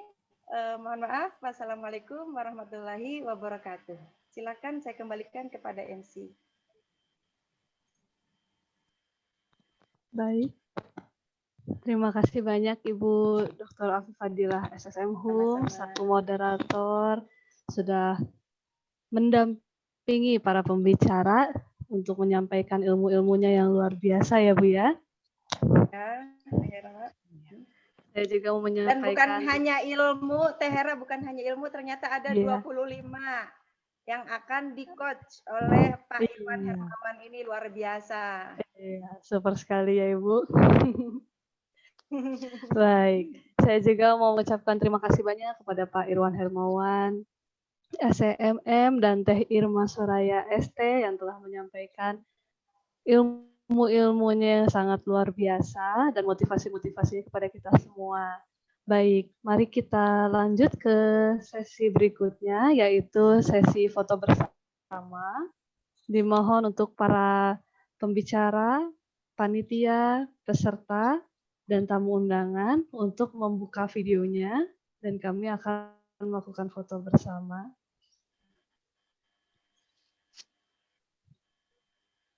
Kami tunggu. Tadi ada Pak Urik yang izin mengundurkan ini live, Teh Hera. Oh iya dari Ibu. Ya, dari Serba Susu juga tadi chat sama saya. Oh iya Ibu. Ya, Teh Fani itu sama. Kalau Kang Beni dari Kota Bandung itu sebenarnya masih ada di Zoom. Silakan Teh Hera. Ya, baik Ibu. Untuk Saudara Rizky, sudah siap? Ya, boleh. Ya. Saya foto untuk page 1 dulu ya. 3, 2, 1. Ngegaya tuh ngegaya. Oh, ngegaya. Oh iya, boleh. Siap. Mangga. Pada bergaya ya. Harap ditunggu. 3, 2, 1. Oke. Sebentar ya. Gini. Kang Rizky, gayanya apa lagi? Mangga boleh. Gimana ya? Terserah dah, bebas. Ya. 3, 2, 1. Sip. Sebentar ya. Aduh, ada banyak. Ada berapa page, Kang? Ada 9, Bu. Alhamdulillah. Ganti Ya, gaya. Page 4 ya. 3, 2, 1. Ya, sip. Mungkin teman-teman bisa berdiam saja ya.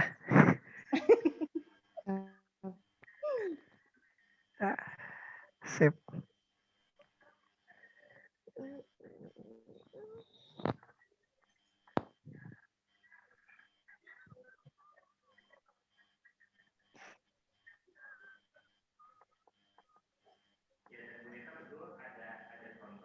Udah, Kang? Belum Ibu, sebentar.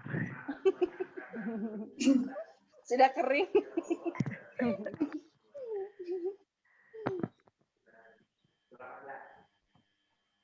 Iya, sudah Ibu.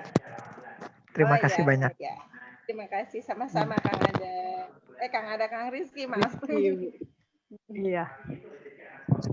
Baik, terima kasih kepada seluruh pembicara, peserta, dan panitia yang sudah mau foto bersama. Mari kita lanjut ke acara selanjutnya.